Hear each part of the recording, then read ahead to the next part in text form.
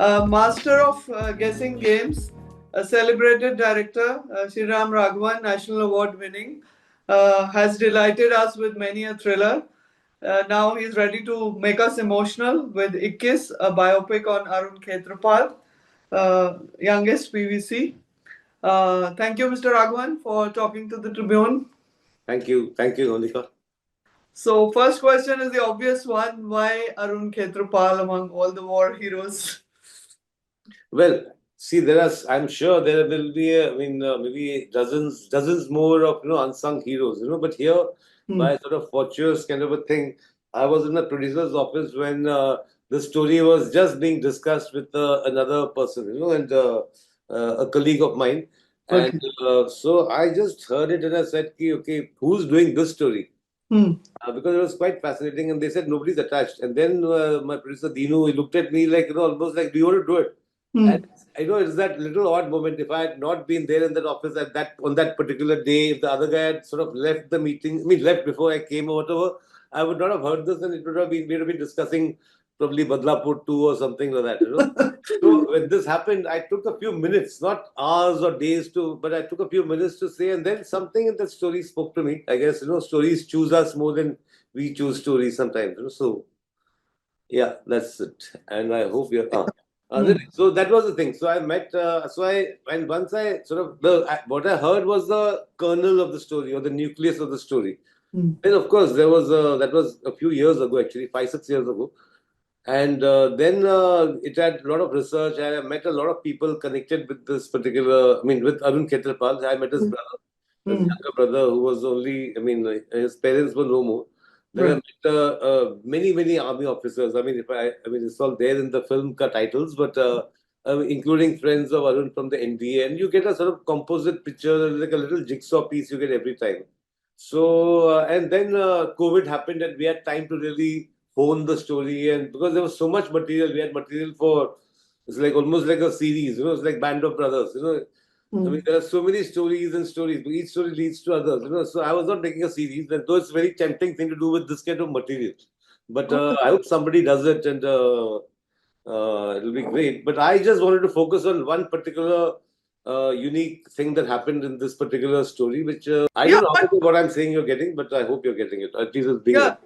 Yes, I said just a 21-year-old boy, and you were saying that there was so much material that you could have made a series on it. No. What I mean is about him. Of course, there was a lot more material, but each such. You talk to him, you talk to a colleague of his. The colleague tells you 4 more stories about what happened in that war. Then you meet somebody else who tells you something more, and it's like. The macro is, of course, we know the war from macro and from history. And but the micro is like a lot of it is undiscovered gems, Finally, we get to see Arun Khetarpal, the hero, or Arun Khetarpal, the person, the human being that he was.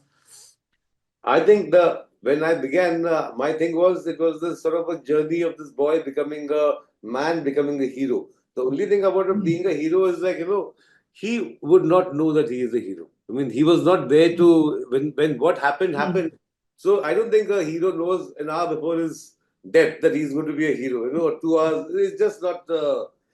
We are all corrupted by the image of the Hindi film hero, who's hero from the moment the movie starts and his entry happens. This is not like that. This is more a story of. You discover the boy, you discover his passion, you see him. The things he goes through. He makes mistakes. He rectifies himself. He's just trying to be as good as he can be, But you've always played this hero, anti-hero so well. But a war hero is a war hero. There is his heroism is so. But there are no. You generally play the grey shades so well. But here is somebody who can only be a hero. There are no grey shades really in a war hero. Well, when you watch the film, you will see. There are scenes where he did that. That's not what I would expect from the so-called hero and so on. But there are things like that. But then that's part of the composite picture. It's like there's all those classic stories of Einstein being bad in school or in the exam, or Dr. Kalam not being good in studies. So it's all about you have something, you have some flaws, and you make some great stuff. But what are you mostly dealt in the fictional world, and your imagination runs wild and wicked. And here is a biopic. Here are facts. One question, of course, is in a real story, how important are facts vis-a-vis, or emotions are more important? I mean, the thing is, of course, there are facts and facts, but finally, the reason I chose this story is because it has a emotional connect, which I feel is something I feel is worth telling today. Because I think these are times of strife, and there's so much sort of there's so much there's you open the newspapers, wars and murders and this and that. So sometimes the story like this, you feel like just saying that at least in the cinema hall you will experience some sort of calm in spite of the thing. There will be some sort of emotional. I mean, I don't know.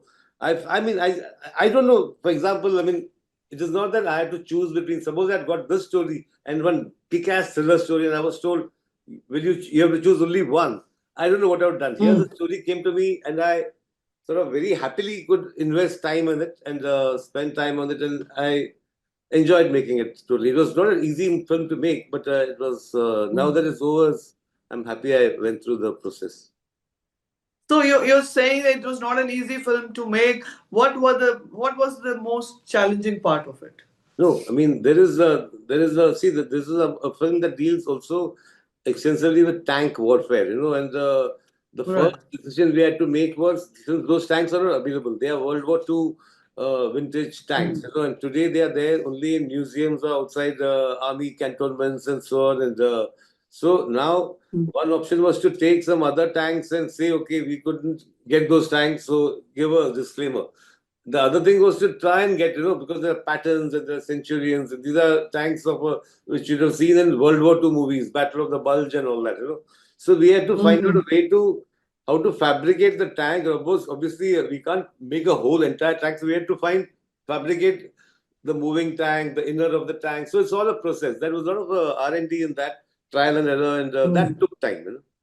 But at the end of it, I'm And happy to say that it sort of all came together, and we had some VFX also and all, but it doesn't look like a VFX heavy film. right. But you pay so much attention to detail, whether it's Merry Christmas or and other films as well. Uh, Here, when you make a war film, does that become paramount attention to detail? Yeah, because the army is a huge stickler for, I mean, if one little thing is wrong or one berry is not kept right, they can pull us up for it. So, of course, it was not that I had to do a certain amount of learning, but the main thing was I had to get a very good team, and my main technicians were all sort of very good and very into the story of the film, so they all wanted to help tell it better. But you're talking of calm, but somehow war movies and calm seem to be antithetical to each other. Whenever we talk of nationalism, hyper word goes with it. I mean, So what I'm how do talking you about. maintain calm? No, I'm not saying calm. I'm just saying what I mean by calm is that when the film is over, somewhere you sense a certain why does all this have to happen? I know that sort of a thing. It sort of makes you ask a few questions. Hopefully, I'm not trying to say any messages. Like, I mean, there's this great filmmaker Jean Renoir, who said he made this film which La Grande Illusion, which is about the World War One. He said that was everybody said it's the best war film ever made, and in 4 years there was World War Two. So it's like that. Uh-huh. But I mean, this is 1971 war, and most war films thrive on our anti-Pak, sentiment, and so how did you negotiate that space?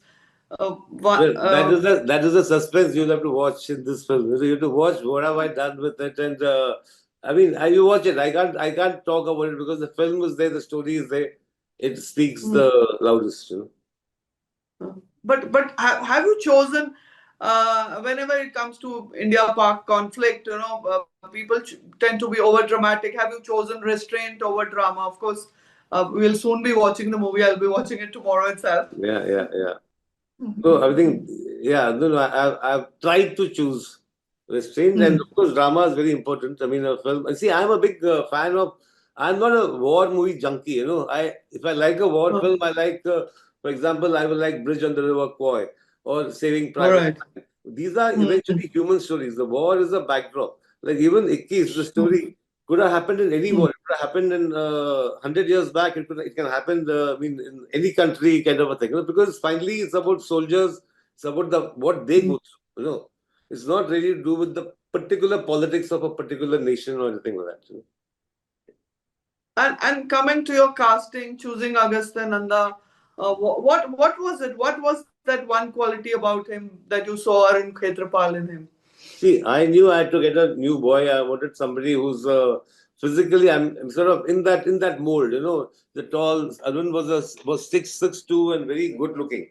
So I needed somebody like that, and somebody also who's got absolute youth on his face. I mean, I didn't want to take an established actor and make him, sort of whatever. So I was very clear about a new boy. So I met quite a few actually. In fact, this film has got about a dozen new characters who are there in various, other roles. So one of them was Agastya, who I met, and I just thought, of course, not because he's Mr. Bachchan's grandson or anything like that, but Grandson. saw him, I felt that thing of, he reminded me of South Hindustani, the almost raw, what we call raw Amitabh, before he was Amitabh Bachchan. So that was, all these things on some kind of hunch. But how much of Amitabh Bachchan's grandson is he? I'm just saying there's also Raj Kapoor's great grandson. So if you want to do all that, you can do all that. No, Agastya, the best part about him is he's just, he had done Archies, but he's just completely committed, fresh, grounded, and he had to go through a whole lot of boot camps and all that. So there's not much acting to do. It is just performing, being the soldier. That was the main thing we were trying to get. And also we have Simar Bhatia, who's Akshay Kumar's niece, correct? Yeah. So whenever you have kids of the filmy families, there is always this nepo kid. Before we can even utter their names, nepo kid jumps in. So what is your stand on nepotism? You are in a... Well, if my great grandfather was a big shot filmmaker, I would have been a nepo kid also. So I have nothing to say to that. So it's that. You're talking of new actors, but this happens to be Dharmendra's last film, correct? Yeah, when we began the film, we had no idea of that. But it is a story which he deeply connected with. And in a way, now that he's no more, I'm happy this is his last film. So, from what I can see from the trailer, he seems to have a big part. Of course, I'll be watching the movie, as I said, and most of us would be. But how was it working with him, and how emotional do you get when you see the film yourself now? It's very crazy, but I do get emotional almost every time I see it. So it's very difficult for me to watch it technically. Even yesterday I was checking and it happens to me because the thing is, we made it over 1.5, 2 years. So I've been interacting with them a lot, and even before that, I had worked with them before. So we were sort of, he used to call me home and chat about films and stories and trying to basically get me to make something with him. So when I got the story, I narrated to him, and he really liked it. So he was very sort of committed to this project. So yeah, I do. It's something which will always stay with me. Of course, you are a master storyteller, but suspense is a very important part of your films. And here is a story whose end we all know how it's going to it's going to climax. So how difficult as a maker it is to make a film around that. Of course, we all know, and I also know that the audience knows the end and so on. But suspense is not really that. There is a fair amount of suspense in this film also. In the sense, there's another story. I can't tell you too much since tomorrow is going to come out anyway. But there is some sort of intrigue and suspense in the film also, along with the sort of the war backdrop and so on. It's set in 2 timelines. Oh, right. There's the 1971 timeline and there's a 2001 timeline. So when you watch, you'll know. Yeah, and so Jaideep Ahlawat is part of that suspense part, right? Yeah.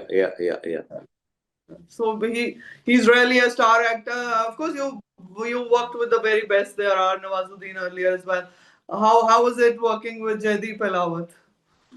No, when I met him for this role, I had no idea that he wanted to be an army officer himself.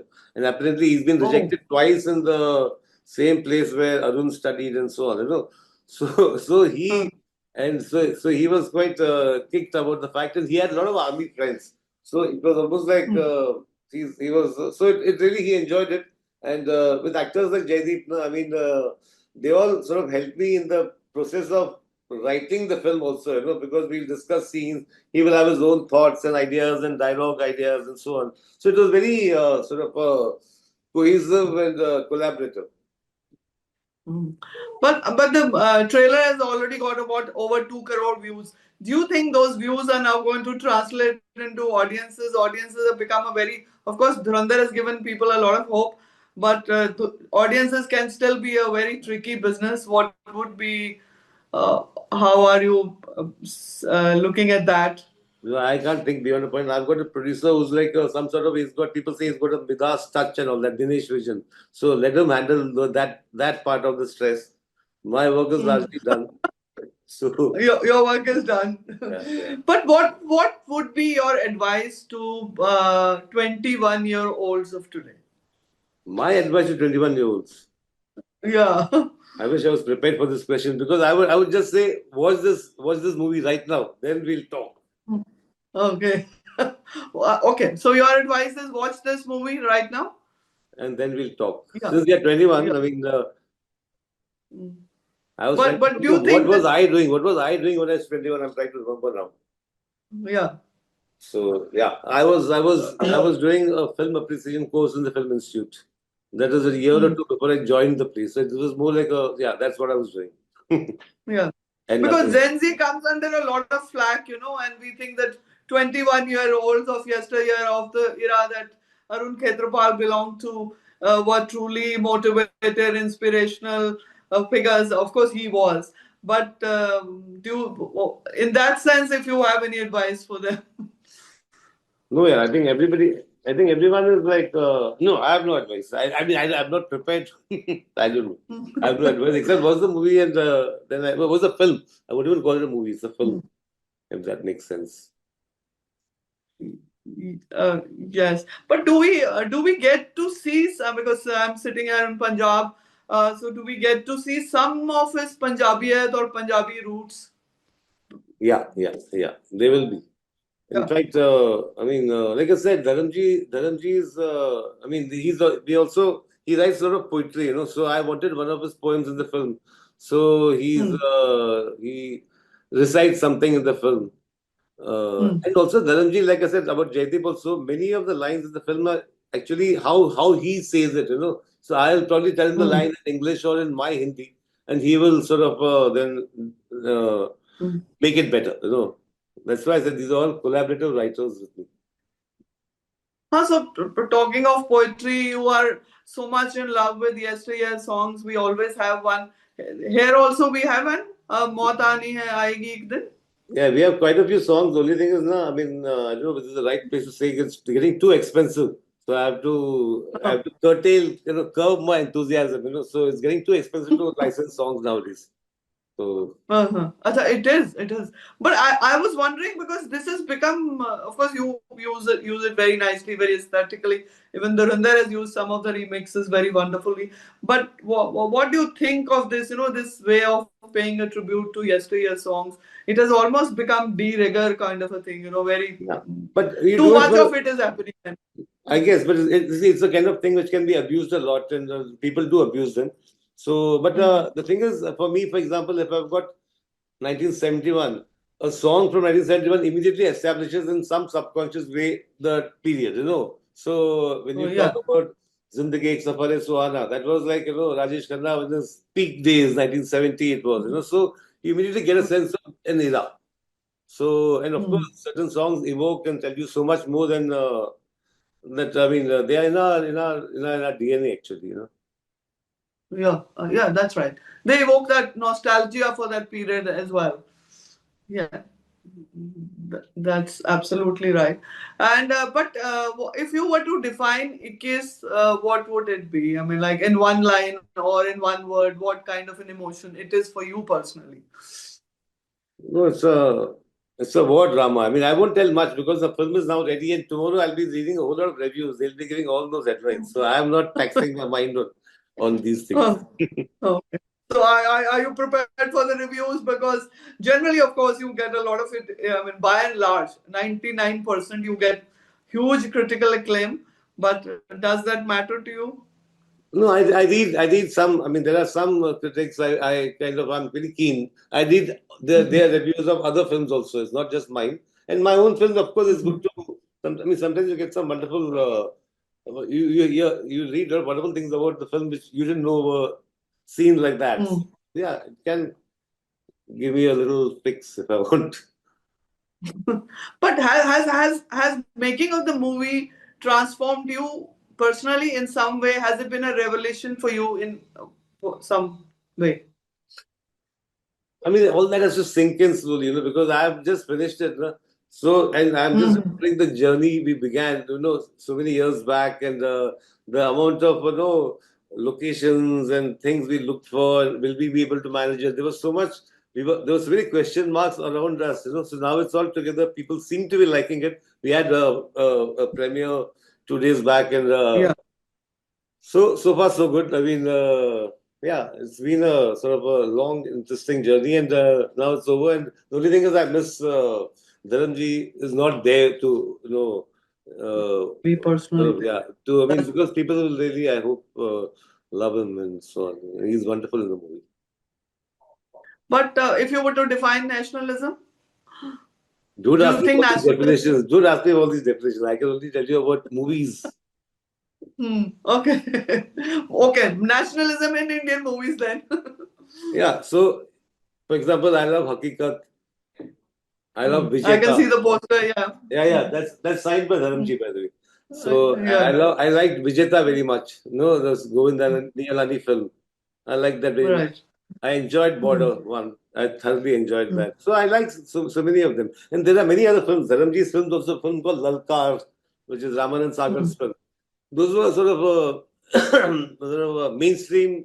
Then Prem Pujari. Yeah, I mean there are many films I've seen and loved.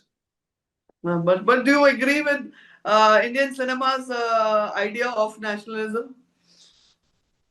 Indian cinema is a vast thing. So I can agree with only I mean, I as a filmmaker, I'll have a certain way of saying things, a certain ways of, certain reason to do a story and so on. Just like that, I mean, everybody has their five different people make the same film in five different ways. Hmm. So, one thing is for sure that people are going back to cinema halls. Anything you would like to say, audiences, especially audiences in Chandigarh, in Punjab? Well, we shot in Amritsar, we shot in Chandigarh, we shot in all these places. So, and in fact, there were many huge crowds that should turn up to see Dharamji. And Hmm. yeah, so I mean, I hope they relate and connect with the film. And how would you like Arun Khetarpal to be finally remembered after this movie? I'm just happy that so many more people will know about him. So many more people will know about. Like I said, I mean, I didn't know about him till 7, 8 years back. And I'm also from Pune. I mean, Arun also was born in Pune, and had my childhood in Pune, but I had no idea of what he has done. I know there's a ground and there's this, but I didn't know.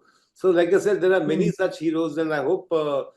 I mean, we have to find a way to tell these stories in a matter that they become relevant today. Also, it's not just a story of something; it's like also has value now. And I think his story of valor is something which is, I mean, he's a huge inspiration for the boys joining the NDA and so on. I mean, it should not be just the army boys. Even otherwise, it can be an inspiration. That beautiful song in the film we have, no, by Amitabh Bhattacharya. 19-20 nahi chalega, you have to become Ikkis. So 19-20 is our way of saying chalega, everything is okay. So Ikkis is Ah, a metaphor actually. yeah. So, but any other war movie in the offing? Would you like to make another one? And No, where you not spoke for the of next, not Badlapur for the 2? next 2, 3 movies at least. Now I have to go back to my so-called comfort zone. Okay, that is making thrillers. So, is Badlapur 2 in the offing? Well, we are working on the script, but it's still, we are still not ready. All right. So, will it be a continuation or will it be a spiritual sequel? Actually, funnily, I'm working on both. There is this also and that also. So I don't know which one will be more fulfilling eventually. That's why, now that this Ikkis is over, I'll get some time to recharge and work on that. So a couple of months later, I'll tell you better. Last time we spoke, you said you're going to be more prolific, but we're going to see more and more movies from you. Is that a promise that is likely to hold in future? Yeah. I said Merry Christmas, and this one, there's the smallest gap actually between my films. So I hope to keep that. Yeah. Okay, thank you, Mr. Raghavan. Thank you so much for your time, and so much looking forward to watching the movie and more work from you as well. Thank you. Thank you. Thank you so much. Bye.